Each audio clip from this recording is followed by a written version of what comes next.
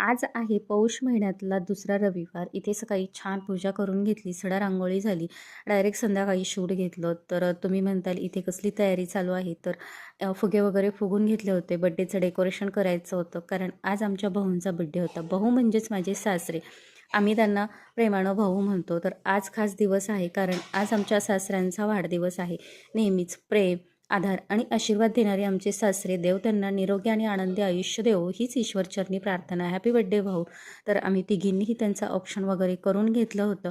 इथे अजिंक्यने बाबांसाठी छान अशी कादंबरी आणली होती, तेही त्यांनी गिफ्ट दिलं. आणि नंतर दादा गिफ्ट देतोय, मग आम्ही तरी खुर्चीत का बसायचं म्हणून रागवणेही गिफ्ट वगैरे देऊन घेतलं बाबांना. नंतर थोडंसं फोटोशूट वगैरे झालं आणि नंतर केक कटिंग वगैरे झालं.